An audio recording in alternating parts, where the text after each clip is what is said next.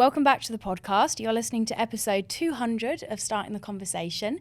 I'm your host, Alice Benham, and I'm here with money expert and fellow Southwest London lover, Ellie. Welcome to the podcast. Thank you for having me. I didn't realise until I said it then, it's the 200th episode. I cannot believe that. That is so impressive. Like, that's what, 4 years? Yeah. That's a lot of talking. A lot of talking, a lot of podcasting, but it's going from strength to strength from the sounds of it. Thank you so much. I mean, we're still here. That's something. I'm obviously just, not necessarily the listeners encouraging me to continue. I just kind of relentlessly show up each week. And that is part of, I guess, just being a business owner, isn't it? It's just showing up day after day, one foot in front of the other. And you know what? Now I think about it, our 100th episode was about money as well. Really? So obviously that's how we mark the big episodes. Yeah. We have the big chats. I am very honoured to be here on such a momentous podcast episode. It's a pleasure to have you.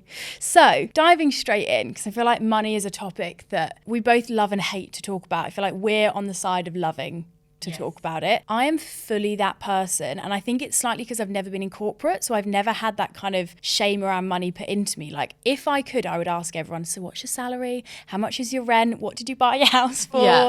Like, I love talking money, and I think in the context of business, it's so important, yet something that we so infrequently do.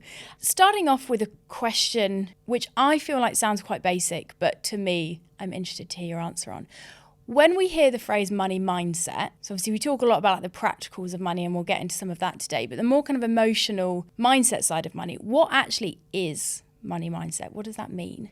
Yes, this is a question I love, and this is the part of money that I find so fascinating. So our money mindset is a combination of our behaviours, our views, the way that we relate to money in our day-to-day life. And I think the thing that so often people don't realise or acknowledge is that we don't know often what our money mindset is until we actually stop and think about it quite hard, because it is formed by all sorts of experiences, subconscious things that we consume and absorb as kids mostly, and they then play out in various different ways in adulthood. So our money mindset is this subconscious pattern of behaviour that we are often playing out without knowing about it. So it comes up in all different circumstances as an adult, and it's only once you start to pay attention to it really and see how you're behaving with money, how you're feeling about money, that you can be like, oh, okay, something's going on here that I'm not necessarily aware of, or even if I am aware of it, why is it, and what is it that my subconscious is telling me about money that's causing me to be like this. So it's almost all the kind of beliefs and thoughts and feelings that you've got around money, even if you're not consciously aware of it, that are affecting your behaviours. Yeah, absolutely. So, for example, like, you can think that you are really comfortable talking about money, or that you're really comfortable with budgeting and that you're all on top of it, but then you find yourself behaving in ways that don't align with that aren't consistent, and be really confused as to, why you're telling yourself one thing and then you're doing another. And it's often because what is driving your behaviour is that money mindset that is kind of further below the surface. But it is something that, we can work on, we can change over time once you're aware of what actually it is that you're dealing with.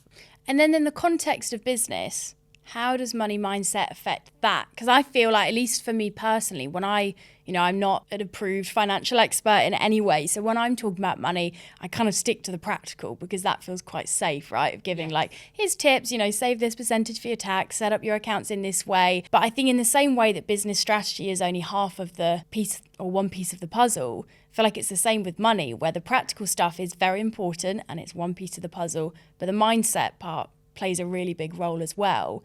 What role do you notice money mindset plays for us as business owners? I think it's more important than ever when it comes to business, because you are so much more in contact, I think, with your finances as a business owner than you are if you just have a salary where every month you get the same amount, it comes in, and you just go through this process where you're like, move this there, move this there, move this there. You have to be in tune with what is going on in those ebbs and flows, what is coming in, what is going out, what you need to put aside for different things. It's a lot more important, I think, and especially because when you're in a job, when you're salaried as an employee, then actually how you get to having more money is just by effectively ticking boxes and performing well, of course, but you have a linear path really, which shows you how you get from A to B to C. Whereas when you're a business owner, that doesn't exist.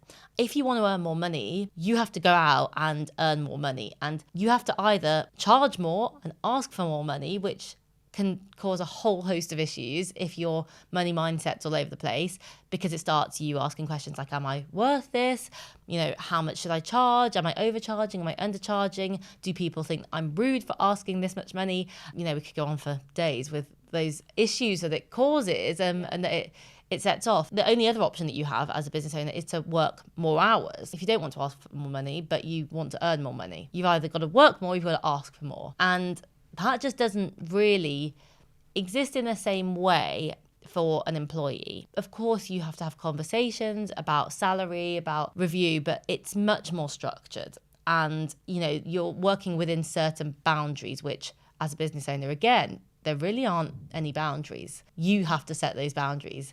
There are industry standards, there are hopefully people you can talk to about what to charge, but really it's kind of a free-for-all. Yeah, there's so many decisions, so many problems, so many things to figure out. As you're saying that, I was even thinking I've got a friend who's recently got a new job, and they're going, I'll keep them anonymous, I hope they don't mind me saying this, and they're going from, I think, a 34K salary to a 50K salary, and actually their hours are less in this high job, and they've got more perks. And all for them, I think that's incredible. I love that. But I look at that as a business owner and I'm like, it is just not that simple. No. And I'm not, you know, ignoring all of the hard work and everything else that they've done to achieve that growth. But you're right, in a business, there's so much more to figure out. I'm not saying it's impossible to earn more and work less. Number one, that's a nice Instagram post. It's a lot more complicated in reality. And number two, it's not as simple as just, okay, make that leap. I feel like in business, it's so much more tiny steps, as opposed to in a career,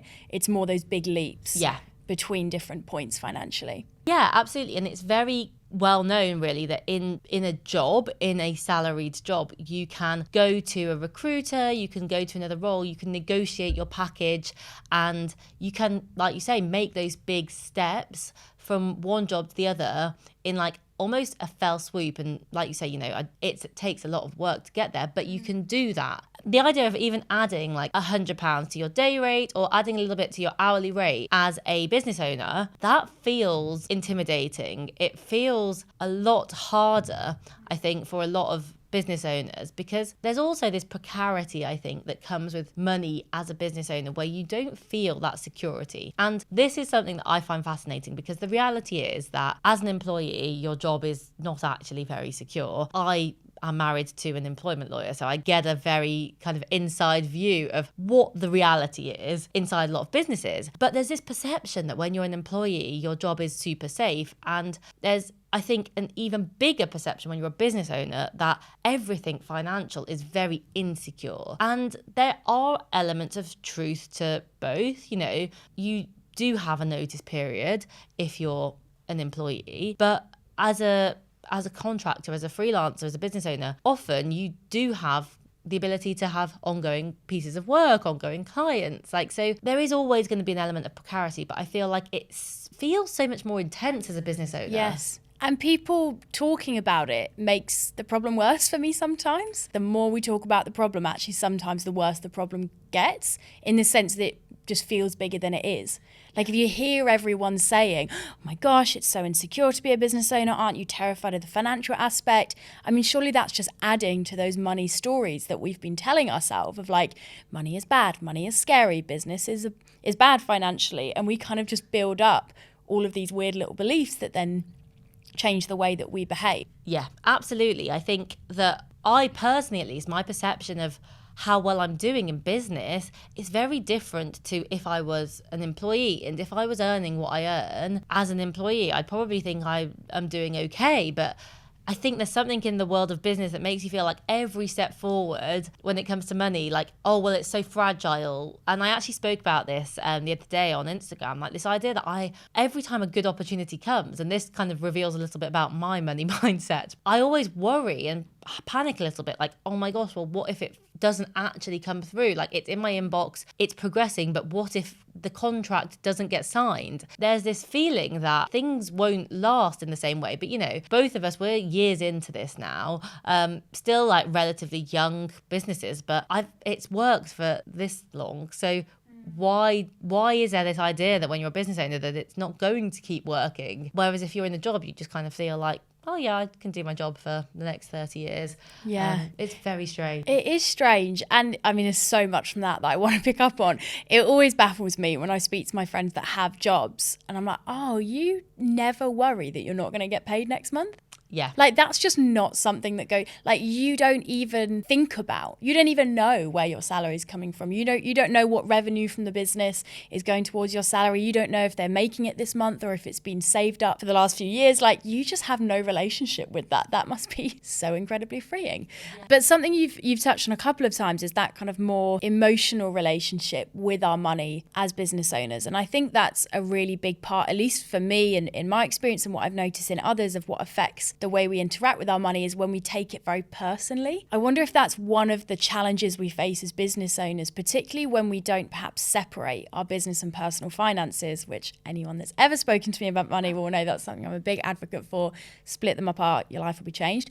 But one of the problems is that we kind of look at our business finances in quite a personal way and we begin to think, well, that's my measure of success and that's my worth and that tells me how well I'm doing. When yes, it might be a measure of success for some of us, and it is of course an indicator of how well we're doing, but we almost become too attached to it. And I wonder if that attachment becomes unhelpful, because then when you're looking to up your pricing or make more or less or do anything with your money, it isn't just a practical problem, it becomes an emotional problem as well. Absolutely. And I think this applies to everybody, whether it is a salary, whether it's your business, finances. Like, we generally attach far too much value to the amount of money that we are making. The reality is we are not what we earn. We are not that number. That number changes, and that doesn't actually change who you are as a person. It doesn't change who you are as a business owner. It doesn't change who you are as an employee.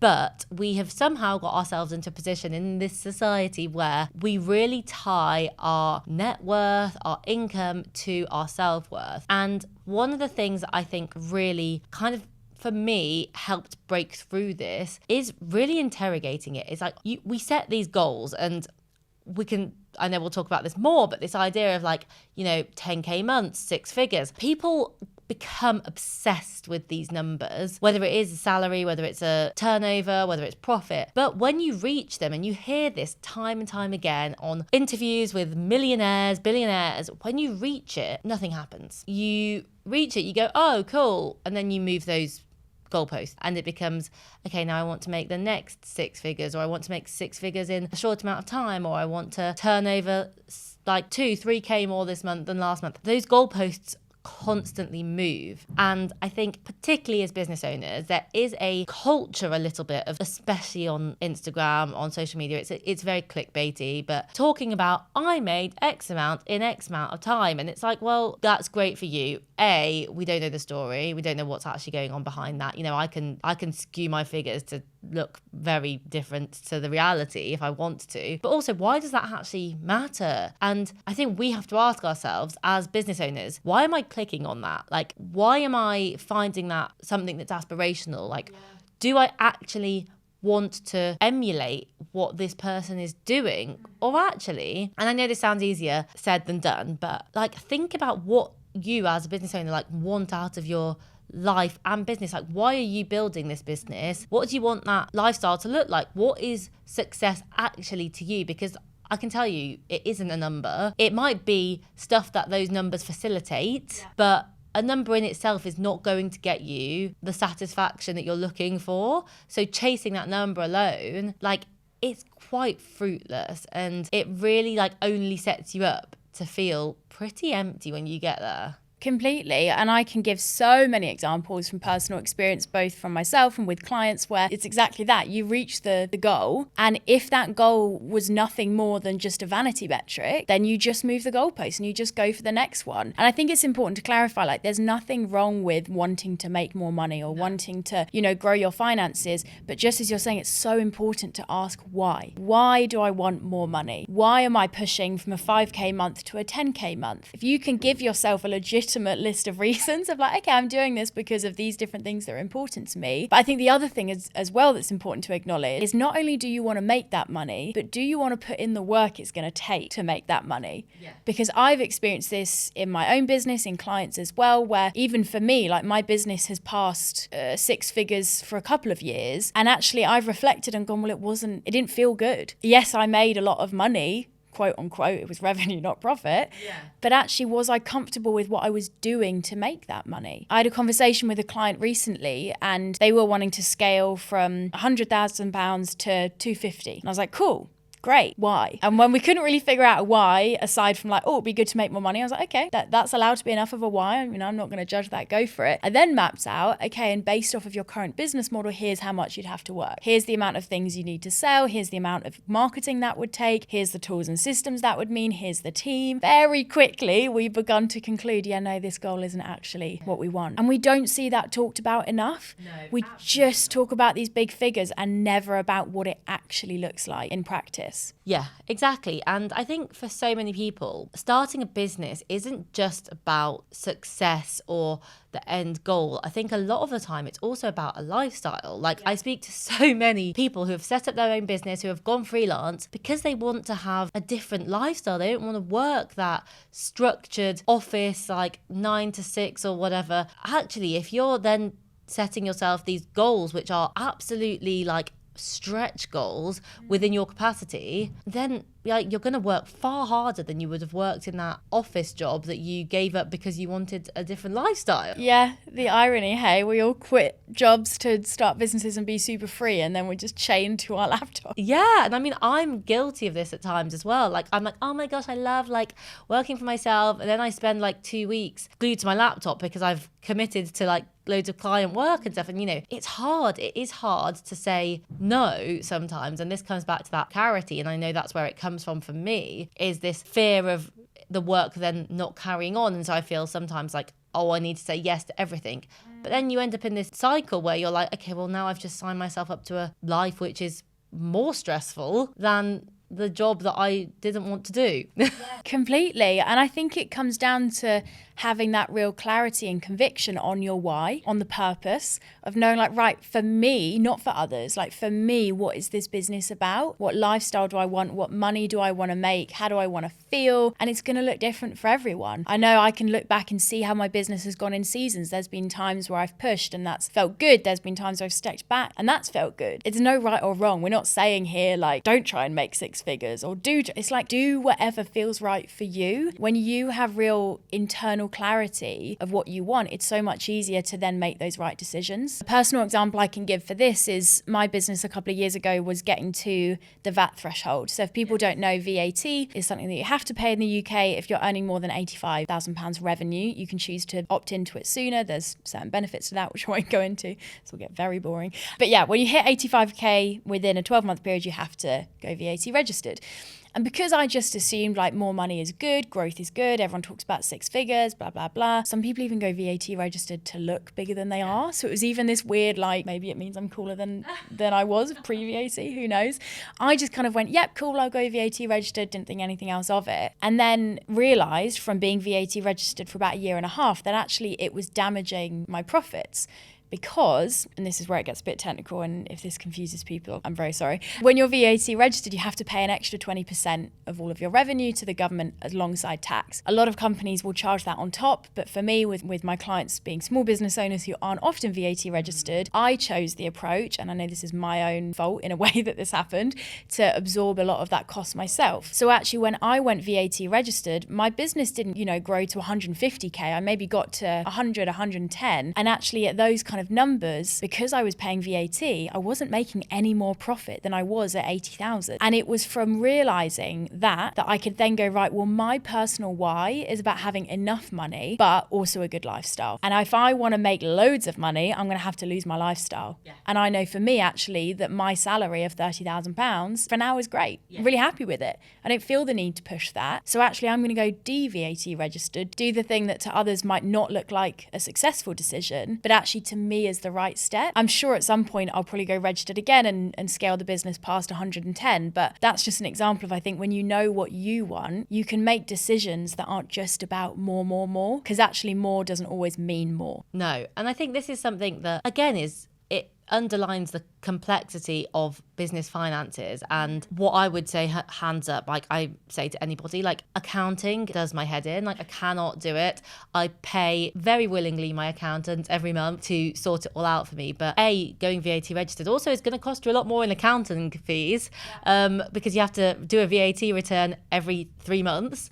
And then also, like, if you can afford it, I would say to anybody, get an accountant as soon as you can, because it's not worth, again, the stress and the confusion, because the numbers do start to become quite different. Like you say, your turnover and your profit are going to be very different. Like how much you're spending, how much you can expense through the business. There's this myth that you can just expense everything, which is not, sadly, true. I used to think I was such a baller. I'd be like, guys, I've got these drinks. Yeah. I'll expense it. And then my accountant would be like, yeah, we're going to need to refund that from your personal account. Yeah, exactly. So I would just, I always say to people, it's one of the things I did very early on. And, some people might decide I don't need to spend 100 and whatever pounds a month on it, but for me, the peace of mind, the ability to say to someone, actually, what is going on in my business financially here, because it's not always that clear to see. And this ties back in, I think, to this conversation about these headline figures that we see from people all the time. What comes in is very different to what your profit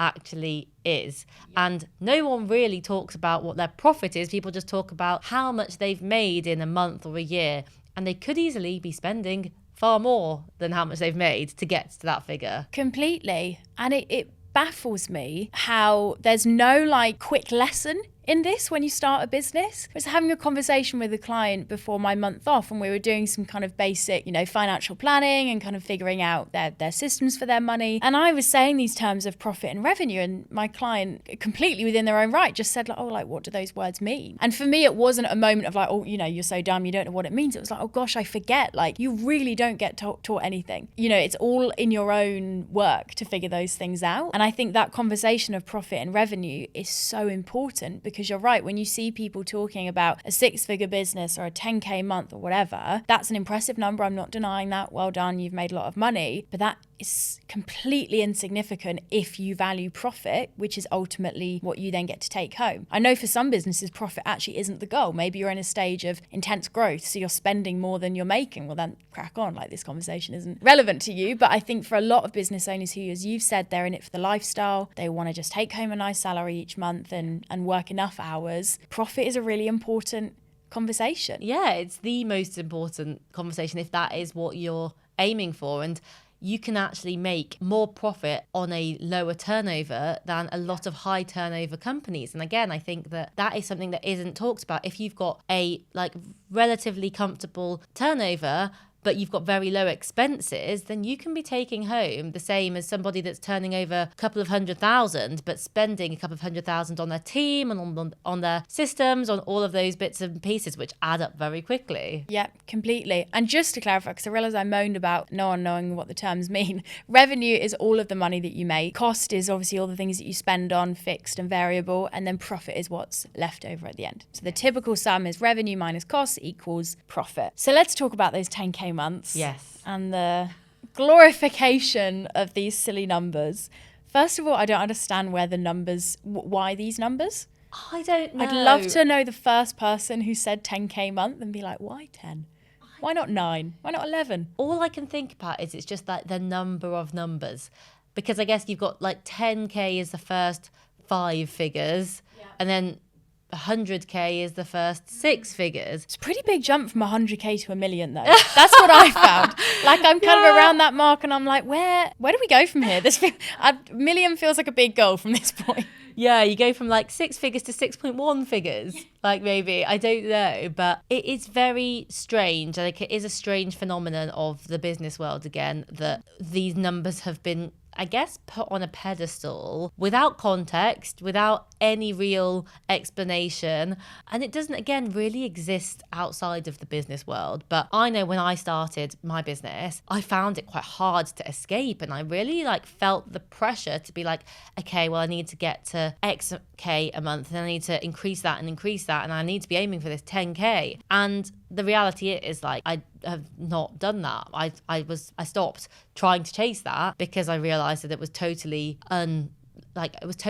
not aligned with where I was going with my business. And I was just chasing this number mindlessly. And, again, you can have a target, you can have a number that you're trying to work towards, but just chasing it for the sake of it, I think is where we need to start questioning what's going on in the conversations. Yeah. And it's so empty. And I think it reinforces what we were talking about earlier of that very emotional relationship with money. I feel like I'm at a point with my business where, and you can probably hear it, I'm so happy talking about my finances because I don't have an emotional connection to it. I feel like I've got, and I know you're in a similar position, a very neutral relationship with money. I don't really see it as a good thing. I don't really see it as a bad thing. I see it as a tool. I'm like, my money exists to give me the life that I want, to have the impact that I want, to do the things that I want to do, and that's about it. And of course I care about making enough, but kind of past that point it doesn't really mean a lot to me. Yeah. So when I see numbers, I'm far less interested in the number itself and far more interested in, well, what did I do with it? Or what did that number mean? Or what did I do to make that money? All of the more kind of qualitative things. And I wonder if that's a helpful transition as a business owner, is to try and take the emotion out of money. Because I can then imagine when you go to then price yourself or increase prices or negotiate or whatever, it feels a little bit less like, oh, I'm negotiating my worth, and a little bit more, oh, these are just my prices. Absolutely. I completely agree. I think that getting to that neutrality is really tricky, and it's not somewhere I feel like you stay permanently either. It's a place that I have been and I am generally, but I go through days, through weeks where I have these kind of ups and downs where it starts to wobble a little bit, and I think that's totally natural. But on the whole, I now see money in my business as this tool, as a vehicle to, like you say, give me what I need and would like out of my life, but also it is just a fluid tool that comes in and out of my bank account. And so a lot of people, I think, in business really struggle to spend money because there's this idea again that you make it and you want to cling on to it, and the idea that if you let it go, it might not come back. But actually, for so many people, when you start to spend money in the right ways, it can help to make your life easier. It can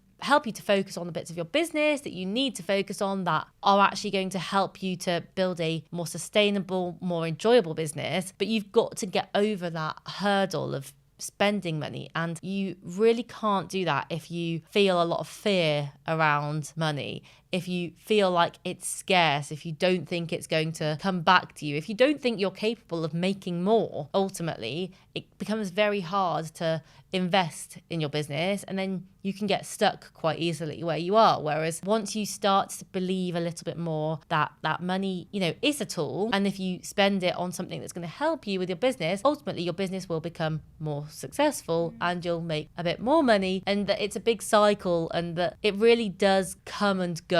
Once you start to put that into practice, you see it happen, and then you start to become more confident in it. That's definitely where I have now got to, where I probably spend more money now in my business than I ever have. I feel good about it. I feel like it is money well spent on mostly support, on people to help do bits and pieces of my business admin that I'm not very good at or that I don't enjoy doing, so I can focus on the stuff that I am good at. And it feels good. It feels like getting into a really comfortable rhythm with my business and with that spending. I'm curious, how do you maintain that kind of positive money mindset and I guess that confidence when it comes to finances of like, I will make more, I can make more, like I'm worth it, all of that good stuff, whilst keeping it logical? My frustration sometimes with the kind of, and not anything you say to clarify, but with kind of the money mindset conversations I sometimes see is it feels very kind of up in the clouds, very just like, believe you can do it. And like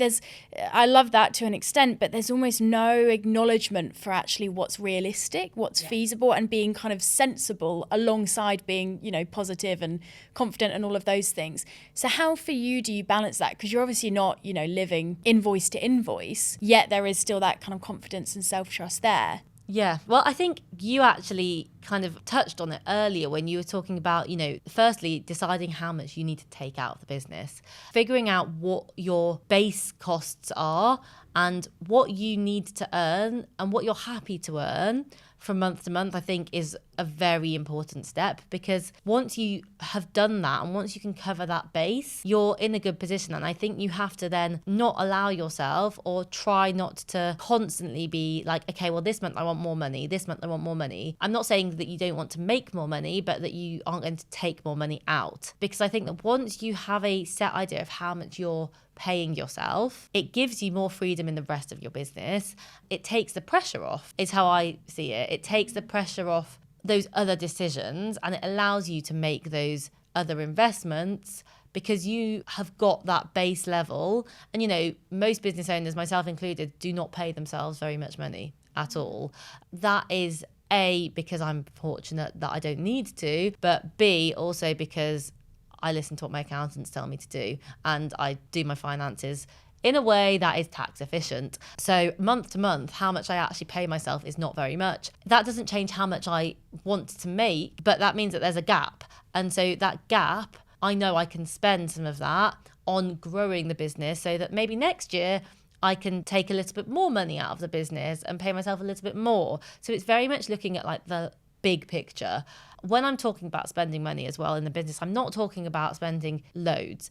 I'm talking about finding those areas of your business where you don't enjoy what you're doing, where they take you way longer than it needs to take you to do jobs, and jobs that you're just going to put off. Those are the aspects of the business which I have outsourced and which I am glad to outsource. It's not a case of just outsourcing stuff that I know I can do myself. About making, I guess, just sensible decisions and, knowing how much those services are costing you, how much you need to pay out each month, having an idea in your mind of, okay, well, I need to cover those costs. And obviously, if you want some profit, you need to make a bit more.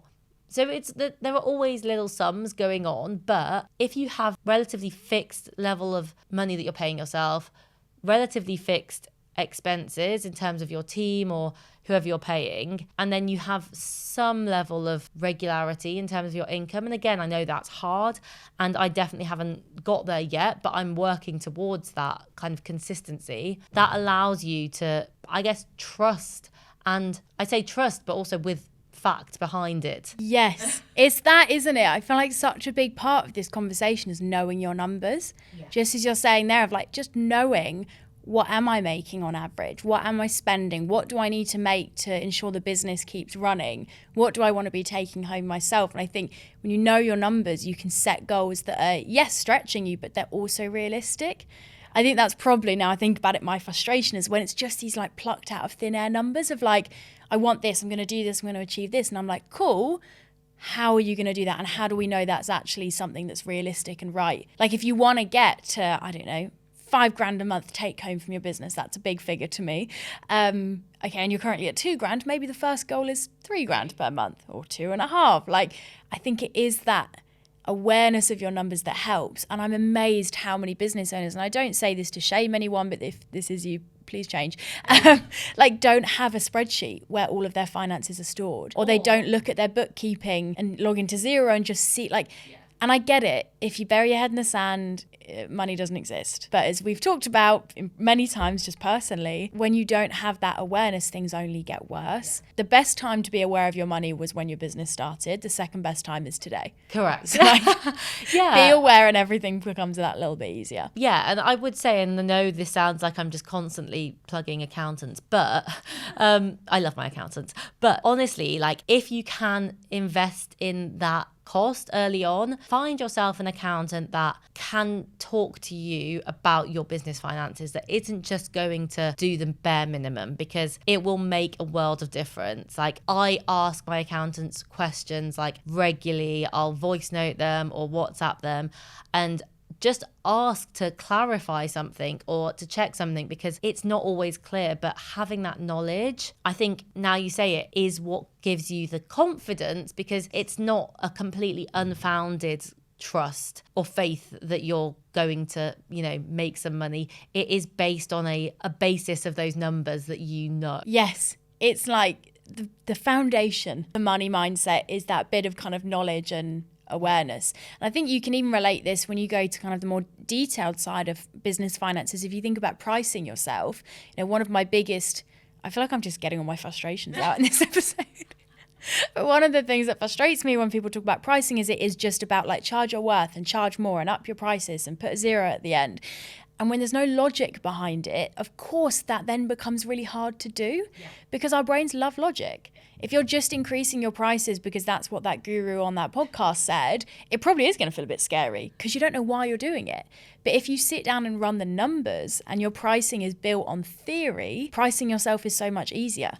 Like when I look at my hourly rate, I don't feel like that's what my time is worth or that's the value of me as a human. I just look at that and go, yeah, that's what I have to make per hour to make the money my business needs to make in the time that I want to work. That's all that number is. Like, I think it helps with that detachment, doesn't it? When things come from a place of theory and logic. Yeah, exactly. And actually, I think that's quite a helpful exercise for a lot of people if they're questioning that 10k a month, 100k turnover. Actually go back and do those calculations. So look at what you're doing at the moment and figure out how much you'd need to work at your current rate or what you'd need to change that rate to, and ask yourself, like, is this realistic or is this just like pie in the sky? And even if that is what you want to aim towards, like, what's the next step? Rather than jumping from where you are now to there, if that's like a 7k a month jump, like you say, maybe it's about how do I increase my prices slightly? Like for now, how do I have that conversation with a client and put my day rate up like £50 rather than doubling it straight away? And just doing it in a way that's going to actually make sense. You touched on there again about those kind of 10k months, and I feel like a big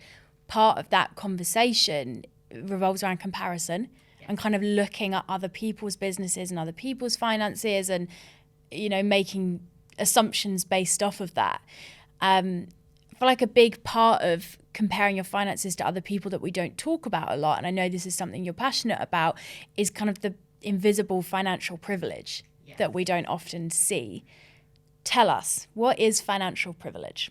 Financial privilege is those privileges that certain people get, certain people have, that help make certain aspects of their life more possible or easier than for other people. Doesn't just apply in business, it applies in every area of our life. And often they're things that we don't necessarily recognize as financial privileges, but they are circumstances, cards that people have been dealt that impact their financial situation for the better. Prime example, and this one ties in, I think, to business owners particularly, and it's something that actually I really think more people need to talk about on both sides of the coin, but it also applies to lifestyle more generally, is living at home. People living at home, often it is not considered, and I don't really know why, but people don't think of the fact that they live at home as being a financial privilege. However, it is a huge financial privilege because you don't have to pay rent. If you live at home and you have the privilege of a house where you can live,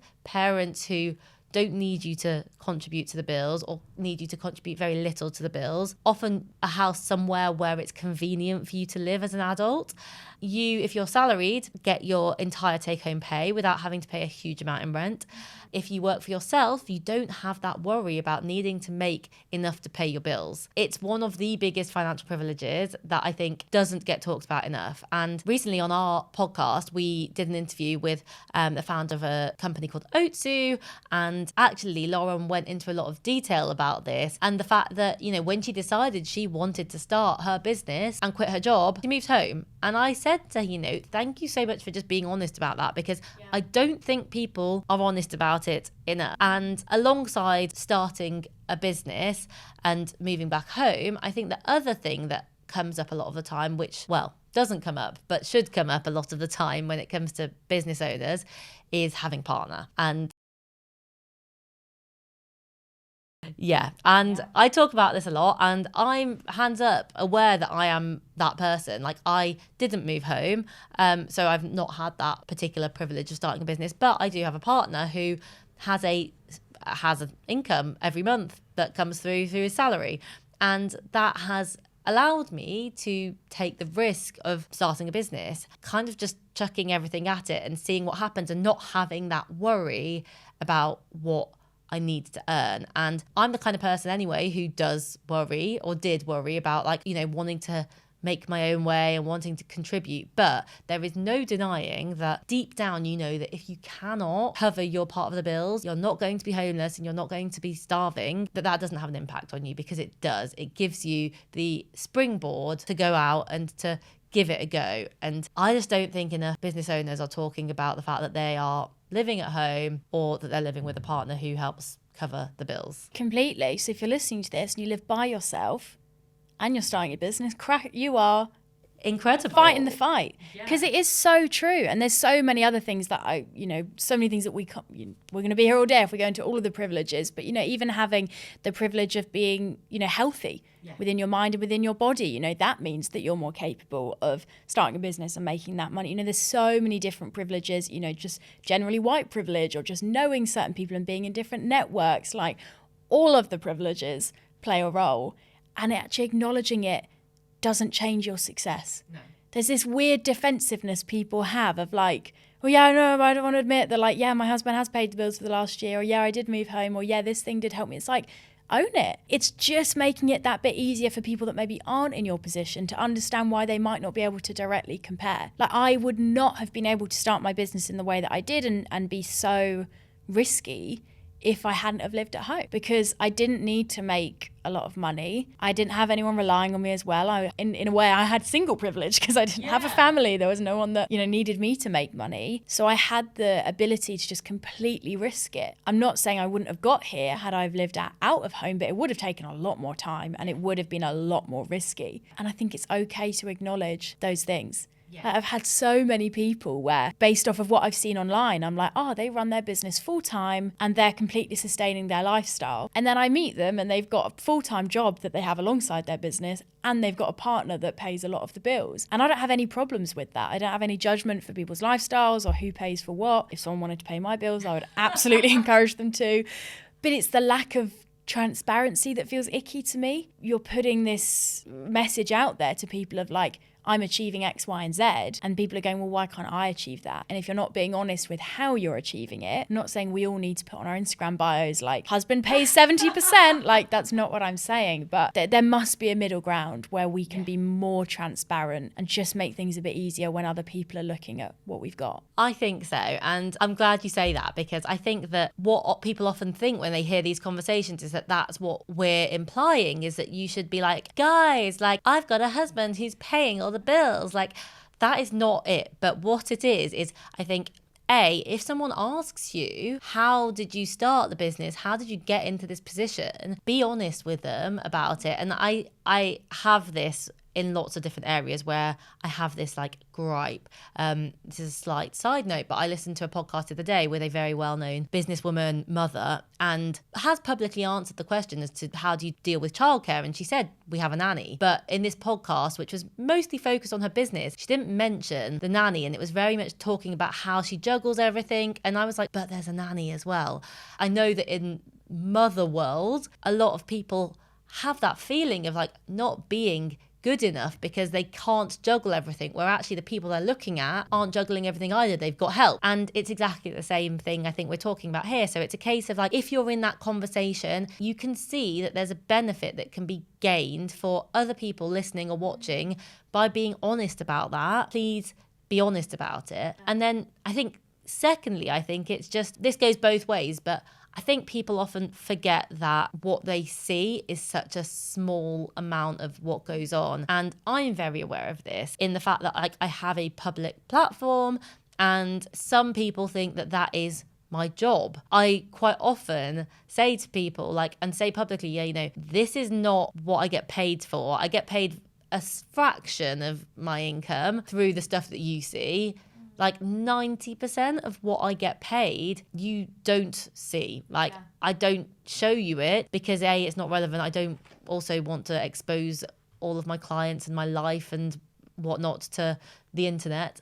But you only see the very, very tip of the iceberg. When I'm talking about my business and talking about lots of stuff going on in my business, that's not the stuff necessarily that you are going to see. So I'm happy to answer those questions if people do ask and they're like, okay, so how do you actually make money? I'm very open about what I do behind the scenes, but I think it's just not taking what you see as the full story a lot of the time. And especially if people are saying I make X amount of money, dig a bit deeper, ask those questions. And if that person's not happy to answer those questions, there might be a reason why they're not happy to answer them. And I think for people, especially when you're early stage of business, it's also thinking about the time it's taken someone to get to a certain point. Now, we know in business that there isn't a perfect timeline. It will take some people longer or shorter to reach some level of success, whatever that might be. But that's also helpful to think about. When I started out, my goal was a 1K month.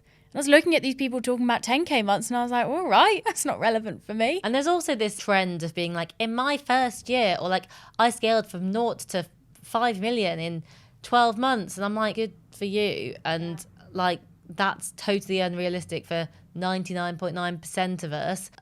How did you do that? And are you going to tell us how you did that? Or are you going to just use that to hook us in and sell us a course? I'm going to say they've probably got a course on how to do that, which, super grateful for. Something this is making me think about is how valuable it is to have business friends. Yes. Because you can have those people that just cut through the bullshit and don't tell you the Instagram version of the story, but tell you how it really is. Yes. Because that's always so refreshing to me when I'm feeling a little bit caught up. And like you said, that kind of neutrality around money, it does ebb and flow. There are days when I'm like, oh, I feel really bad because I'm not making loads of money, or oh, I feel whatever. And it's by speaking to a friend and then being like, no, yeah, I've got that going on too. Or yeah, my profits, I make a lot in revenue, but the profit's quite low, or whatever it might be. It's always so refreshing to hear that, or to hear a friend being like, yeah, my mortgage isn't mine. My parents bought my mortgage because I can't get a mortgage because I have a business. I'm like, just feels so much better to know you're not alone. It's so true. And I remember when I first decided I was going to give this a go and try and work for myself, then I didn't really know many people that were self-employed. All of my close friends from school, university are all employed. And I was like, oh my gosh, what am I going to do? And so I followed a few people on Instagram and messaged a few people. And I remember being so nervous going for coffee with Jess, who is Jess from the Doers, and she's now one of my very good friends.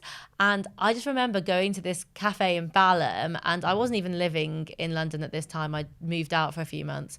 I went to meet, and I was just like, oh my gosh, business people, business friends.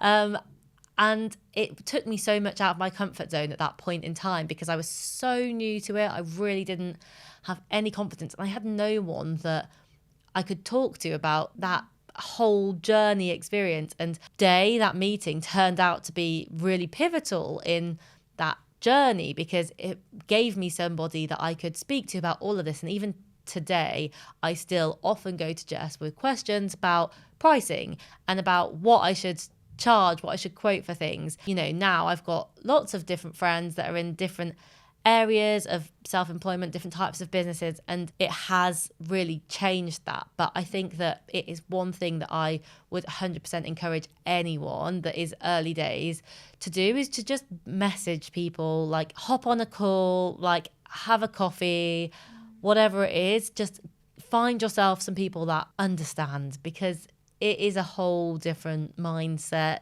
ball game. And it looks so easy and so fun from the outside, and it's hard. It's great, but it's hard. Yeah, and knowing other people are finding it hard too. You know, I'm not reveling in their challenges, but it makes my challenges feel a little bit better. Yeah. You know, you're not the only one. Literally, and like, I do not know any business owner who, like, everything's rosy. Like, I just don't. I don't think it happens. There is always a challenge or a hiccup or a bad day or a bad client. It's not perfect. It never will be. And until you start having these conversations, it's so easy to convince yourself that everyone else is having this breezy time, that everything's going swimmingly. So yeah, don't believe it, and just find yourself some people that you can be, brutally honest with. When you're having a bad day, you can ring them up and be like, I hate it. I want to quit. I want to go and move to a desert island, which is what I do every few months. That's been my big vibe this summer. I want to move to another country. Just feels like the UK is slightly crumbling. I've signed quite a long lease, so I don't think I will be moving anytime soon, because I can't afford to get out of my lease because I live in Southwest London. A question I'd like to end on, because we started this conversation by talking about money mindset, and I feel like it's kind of been bubbling throughout this episode.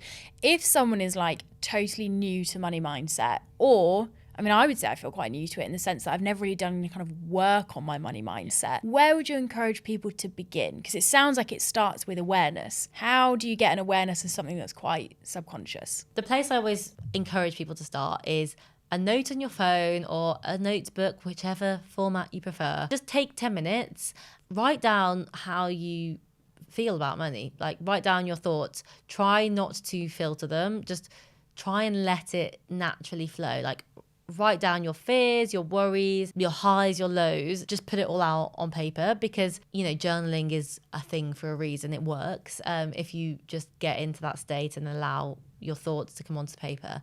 The second thing is about the awareness, and it's about catching yourself when you're having these thoughts, noting down on your phone what caused those thoughts. So again, this takes time, it takes a bit of practice, but when you're going through your day-to-day business life and you notice yourself feeling that pang of stress or worry about money, try and pause for that second and ask yourself, okay, like, what's caused this? Like, immediately, what's like practically caused it? And then what's behind that panic or that fear or that thought?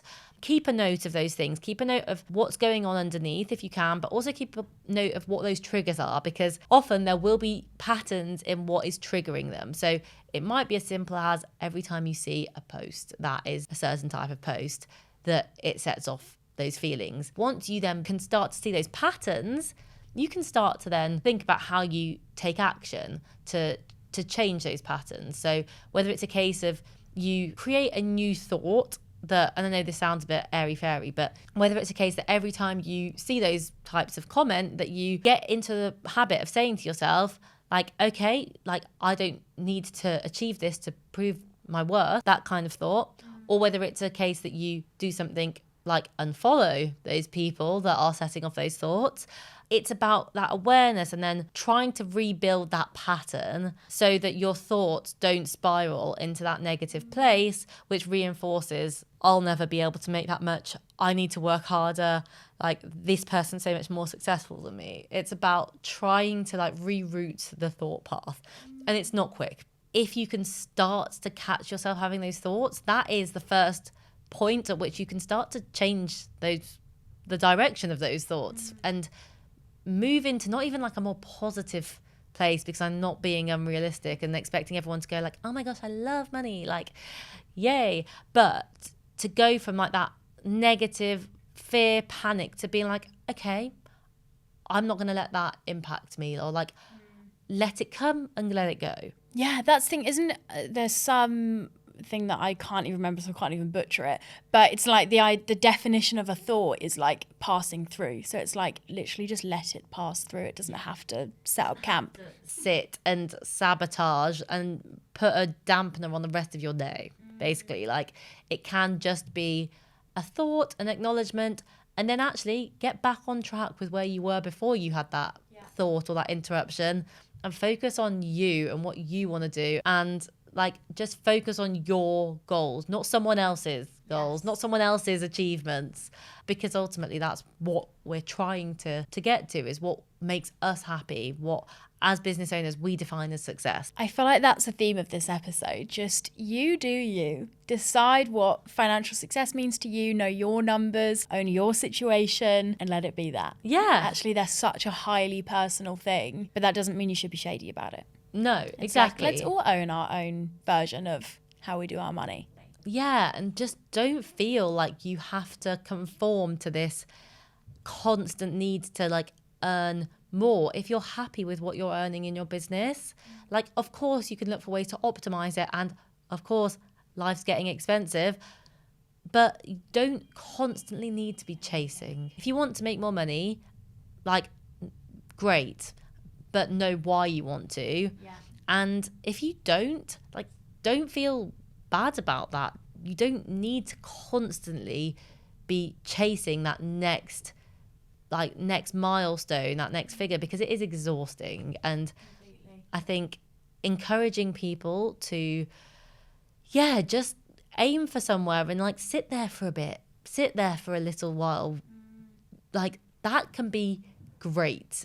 That can allow you to take the pressure off a little bit, enjoy the hard work that you've put in. You don't constantly need to be moving those goalposts, because otherwise you'll literally never ever stop. This has been a great conversation. Thank you so much for joining me. Thank you for having me. I will say to the listeners, if they want to learn more about money mindset, I will leave all of your links in the show notes. Your podcast is also fantastic. It's my favorite listen when I just need to have that like refreshingly honest insight about money. The episode that I loved recently was about how expensive hen do's are, because that's it, like, again, Alice's frustrations, another one of my financial frustrations. So I really enjoyed that. They're very topical, your episodes, Thank you. which I enjoy. Thank you very much. So everyone go to the show notes to check Ellie and her podcast out. She's also great on TikTok, very consistent, so always inspires me. And yeah, always forget what to say. Follow, subscribe, rate, do whatever you want to do.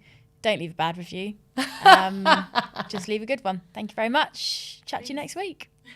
Bye. Bye.